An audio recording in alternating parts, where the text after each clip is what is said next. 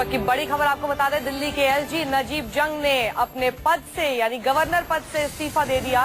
शिक्षा के क्षेत्र में वापस लौटेंगे नजीब जंग, ऐसी भी खबरें आ रही हैं। तो दिल्ली के लेफ्टिनेंट गवर्नर नजीब जंग, जिनकी हमेशा आपस में टक्कर होती रहती थी दिल्ली की सरकार के साथ, अरविंद केजरीवाल के साथ, अभी यह खबर आ रही है कि दिल्ली के एलजी नजीब जंग ने अपने गवर्नर पद से यानी कि उन्होंने अपने उपराज्यपाल पद से इस्तीफा दे दिया है। 2013 से दिल्ली के एलजी थे नजीब जंग।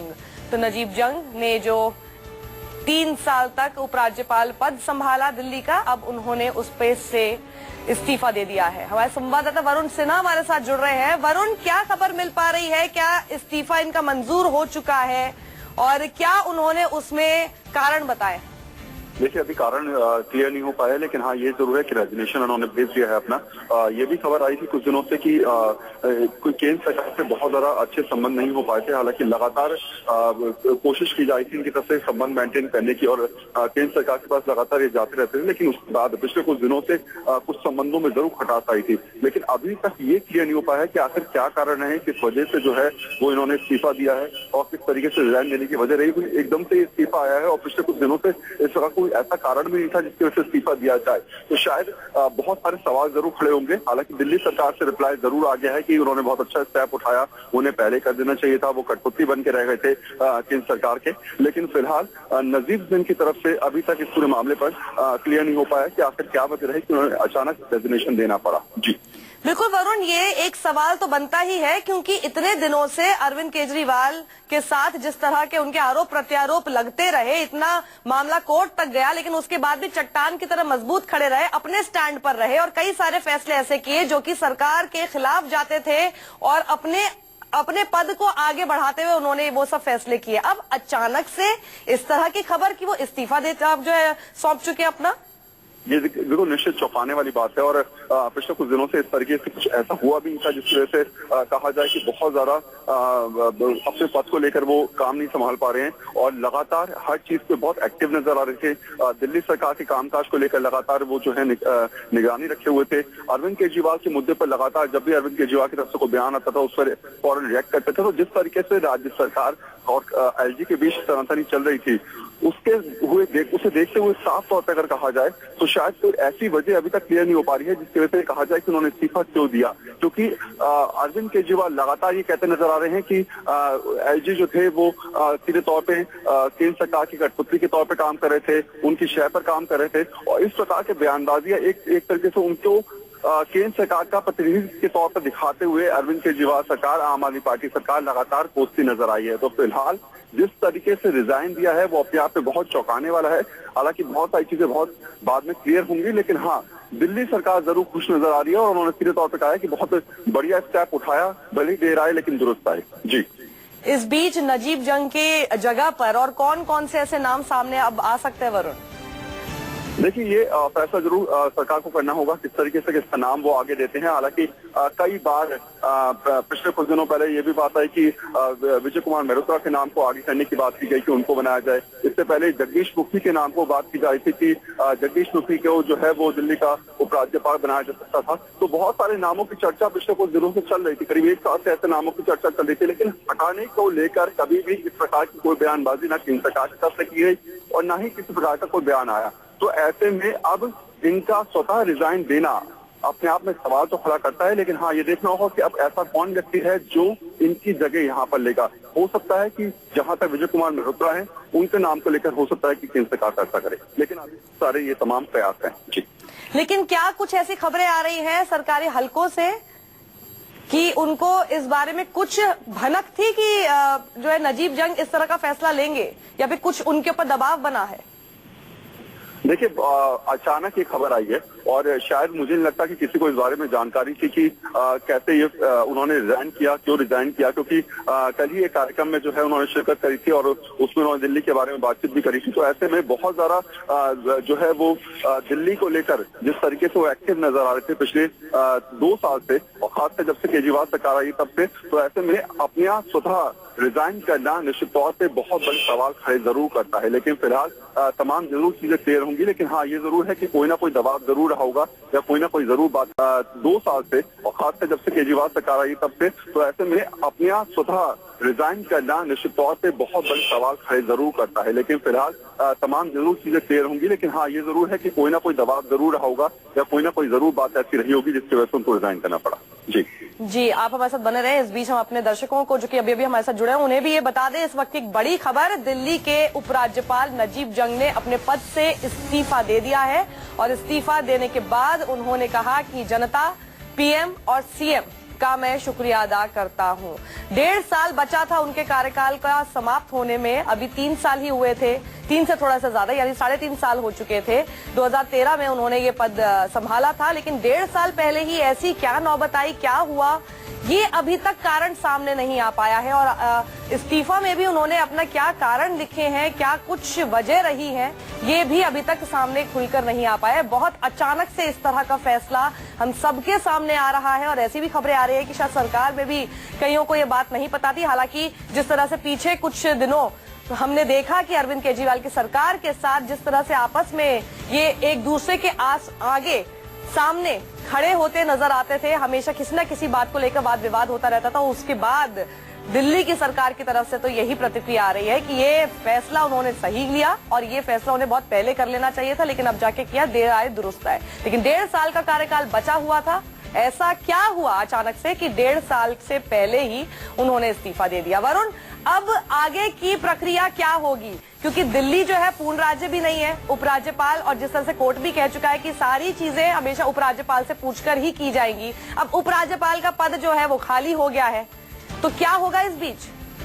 देखिए, इस्तीफा भेजा है, वो इस्तीफा एक्सेप्ट होता है या नहीं होता वो बात है। दूसरी बात, क्या वजह रही है इसके पीछे, क्या केंद्र सरकार की तरफ से दबाव रहा, क्या केंद्र सरकार के कहने पर इस्तीफा दिया गया है या फिर कुछ स्वतः ही इन्होंने अपने आप इस्तीफा दिया है, इसको देखा जाएगा। और दूसरी बात यह है कि बहुत जल्द इस बात का भी फैसला किया जाएगा कि आखिर अब उपराज्यपाल दिल्ली का कौन होगा, उसको लेकर भी केंद्र सरकार जरूर इस बारे में आगे कदम बढ़ाएगी। लेकिन हाँ, ये जरूर तय है कि जिस तरीके से दिल्ली की एक सत्ता समीकरण है उसमें उपराज्यपाल का स्थान बड़ा महत्वपूर्ण है और उपराज्यपाल ही दिल्ली की सत्ता को, अगर पिछले कुछ दिनों के कोर्ट के फैसले को भी ध्यान में रखें तो अधिकतर फैसले और अधिकतर चीजें जो है वो उपराज्यपाल के हाथ में रहती हैं। इसलिए उपराज्यपाल का ना होना निश्चित तौर पर प्रशासन को लेकर दिक्कतें खड़ी कर सकता है। इसलिए इस्तीफा अगर एक्सेप्ट होता है तो उसके बाद नए नाम को तय किया जाएगा और उसके बाद हो सकता है कि नए नाम की घोषणा बहुत जल्द की जाएगी। जी वरुण, अमूमन हमने देखा इस तरह का कोई भी इस्तीफा होता है तो उससे जुड़ा हुआ पहले कोई ना कोई विवाद या तो चल रहा होता है और फिर सरकार भी दबाव में आती है, फिर इस तरह की कुछ एक जो है सब कुछ दिखने लगता है कि हाँ भाई इस्तीफा हो सकता है। ये अचानक से कोई विवाद नहीं, इस बीच विवाद तो पहले चल रहे थे दिल्ली की सरकार के खिलाफ, लेकिन तब ये बिल्कुल चट्टान की तरह मजबूत खड़े हुए थे। ये क्या हुआ अचानक से, कहां से कुछ तो एक ऐसी चीज रही होगी जिसकी वजह से इन्हें तुरंत एकदम अभी बिना किसी विवाद के, जो कि हमारे सामने नहीं था, इन्हें इस्तीफा देना पड़ गया?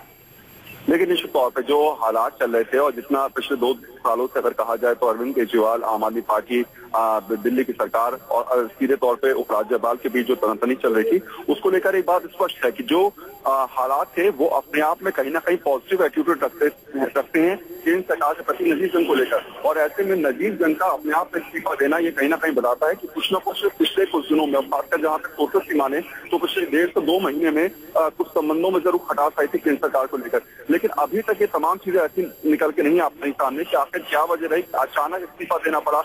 कल एक समारोह में शामिल होते हैं, कुछ दिन पहले जो है वो दिल्ली के विकास की बात करते हैं, ये कहते हैं कि दिल्ली में कुछ ऐसे चीजें जरूर होनी चाहिए जिससे कहीं ना कहीं दिल्ली में ट्रांसपोर्टेशन को बेहतर किया जा सके। तो दिल्ली को लेकर, उसकी रूपरेखा को लेकर लगातार नजीब जंग एक्टिव नजर आए हैं और फिर अचानक आज एकदम से एक रेजिग्नेशन भेजना और साथ साथ रेजिग्नेशन के साथ साथ एक मेल रिलीज करना कि वो दिल्ली की जनता को, देश के प्रधानमंत्री को धन्यवाद देना चाहते हैं कि उन्होंने जितना टाइम उनको काम करने का मौका मिला और वो अगर भविष्य में कोई ऐसी उनको जिम्मेदारी मिलती है तो जरूर वो निभाएंगे। लेकिन सीधे तौर पे कोई कारण स्पष्ट न करना अपने आप में बहुत बड़ा सवाल खड़े करता है। लेकिन एक बात जरूर स्पष्ट है कि फिलहाल कहीं ना कहीं कुछ जरूर गड़बड़ हुआ था जिसकी वजह से अचानक नजीब जंग को जो है वो इस्तीफा देना पड़ा। जी और वरुण, ये भी समझ आ रहा है कि जरूर कुछ गड़बड़, कुछ ना कुछ तनातनी केंद्र सरकार के साथ ही थी, क्योंकि दिल्ली सरकार के साथ तो तनातनी से कोई फर्क उनको वैसे भी नहीं पड़ रहा था, उन्हें तो वैसे भी कोर्ट का जो है साथ भी मिल चुका था उसकी रूलिंग में। तो यहाँ कुछ ना कुछ तो केंद्र सरकार के साथ ही हुआ है।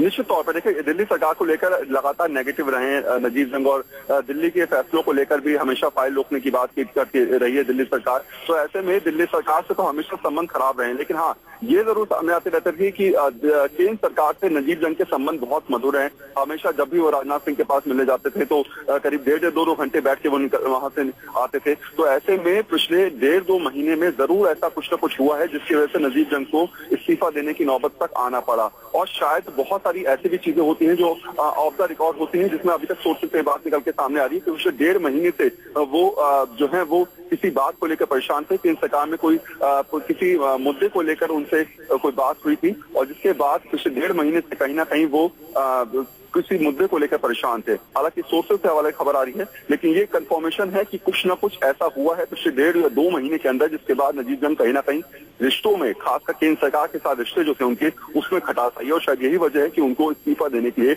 मजबूर होना पड़ा। जी, यानी वरुण, जो आप कह रहे हैं कि क्या उससे हम ये समझे कि किसी ना किसी तरह से वो किसी मुद्दे पर इमोशनली हर्ट थे?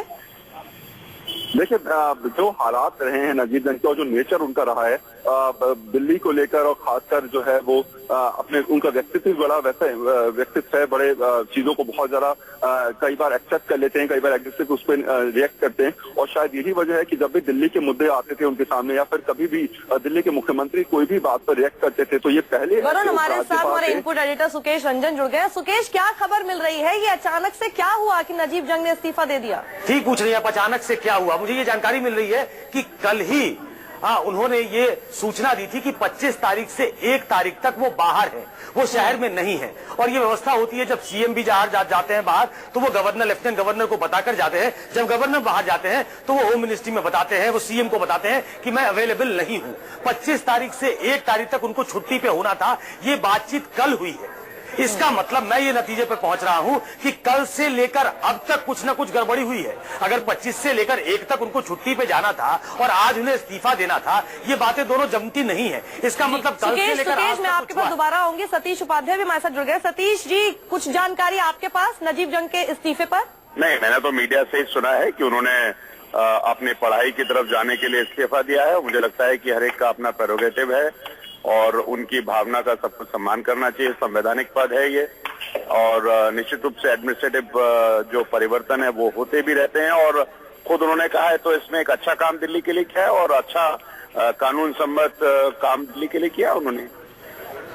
तो लेकिन सतीश जी, ऐसी तो कोई पढ़ाई नहीं थी ना जो कि छूट रही थी? 1.5 साल का कार्यकाल था, ये तो फिर जा सकते थे, अचानक से क्या हो गया? ये आप और हम सभी जानते हैं कि ये जो एडमिनिस्ट्रेटिव पोस्ट है इनके कार्यकाल व्यक्ति की अपनी इच्छा पर निर्भर करते हैं, और ये तो इसका अच्छा जवाब तो वही आपको दे सकते हैं, हम और आप कैसे दे सकते हैं? नहीं, सतीश जी, मैं बस एक बात ये समझना चाह रही हूँ, पिछले 3.5 साल में कितने विवाद हुए, दिल्ली सरकार के साथ कितने विवाद हुए, कोर्ट तक चले गए मामले, तब भी ये टस से मस नहीं हुए, ये अपना स्टैंड लेकर खड़े रहे। ये अचानक से जब कोई विवाद इस वक्त खबरों में नहीं था, ये अचानक से क्या हुआ? पढ़ाई तो 1.5 साल बाद भी कर सकते थे। ये तो आप और हम कैसे तय कर सकते हैं कि किसको कब पढ़ाई करनी नहीं करनी? इसका फैसला तो इसका आंसर तो I am not the right person, इसका आंसर तो वही अच्छे से देंगे ना। सतीश जी, मैं सुकेश बोल रहा हूँ, एक सवाल कर सकता हूँ आपसे? सतीश जी जी नमस्कार। सुकेश जी नमस्कार। मैं ये जानना चाहता हूँ, मुझे ये पुख्ता जानकारी है कि 25 तारीख से 1 तारीख तक, कल उन्होंने ये बात बताई थी कि 25 से 1 तक वो गोवा में रहेंगे जी, और आज वो इस्तीफा देते हैं। इस जानकारी के बाद आपको लगता है कि कल शाम से लेकर आज तक में कुछ गड़बड़ी हुई है? नहीं तो ये बताने की जरूरत नहीं थी, उनको इस्तीफा देना था। सुकेश भाई, इसका जवाब तो वही बेहतर दे सकते हैं, इसका जवाब मैं नहीं दे सकता, लेकिन दिल्ली के लिए बेहतर उन्होंने काम किया, इतना ही मैं कह सकता हूँ। चलिए, शुक्रिया, धन्यवाद। जी सुकेश, जो बिल्कुल साफ है कि खुलकर तो कोई बोलेगा नहीं इस बात पर, लेकिन जो खबरें आपको आ रही है, जैसे कि आप बता रहे हैं कि पुख्ता खबर आपके पास है, क्या समझ आ रहा है आपको, क्या हुआ होगा? मैं स्पेकुलेट करना नहीं चाहता हूं, लेकिन कुछ न कुछ गड़बड़ हुआ है और ये हम प्रूव करने की कोशिश करेंगे कि आखिर क्या हुआ है। केंद्र सरकार से उनके संबंध मधुर थे, वो एक अच्छे लेफ्टिनेंट गवर्नर थे। केंद्र सरकार की जहां तक सवाल है, उनकी जो खटपट थी वो केजरीवाल सरकार से थी, दिल्ली सरकार से थी। तो इसलिए और भी जानना जरूरी है कि आखिर ऐसा क्या हुआ कल से लेकर आज तक जिसने उनको इस्तीफा देने पर मजबूर किया है। इस्तीफा जब भी कोई देता है और इस कॉन्स्टिट्यूशनल पोजीशन दे देता है तो उसकी भाषा यही होगी, वो यही कहेगा कि एकेडमिक्स में वो जाना चाहता है या अपना इंटरेस्ट परस्यू करना चाहता है। लेकिन जिस तरह से इस्तीफा उन्होंने दिया है, मुझे लगता है कि हमें प्रूव करना पड़ेगा कि आखिर क्या वजह है। वो चूंकि लेफ्टिनेंट गवर्नर रहे हैं इसलिए हम अटकलें नहीं लगा सकते, लेकिन जो जानकारी है उसको पुख्ता तरीके तक अपने दर्शकों के सामने रखना चाहिए कि कुछ न कुछ ऐसा हुआ है कल से लेकर आज तक जिसने उनको इस्तीफा देने पर विवश किया है, मजबूर किया है। और ये जानकारी हम अपने संवाददाता से भी लेने की कोशिश करेंगे। हम भी बिल्कुल, जैसे अभी आपके पास पुख्ता जानकारी आई, धीरे धीरे और ज्यादा जानकारियां सामने आएंगी जिससे और साफ हो सकता है कि आखिर कारण क्या था कि नजीब जंग ने अचानक इस तरह से अपने पद से इस्तीफा दे दिया। सुकेश, आप बने रहे हमारे साथ, यहाँ रुकें एक ब्रेक के लिए। इसी बड़ी खबर पर हम बने हुए हैं।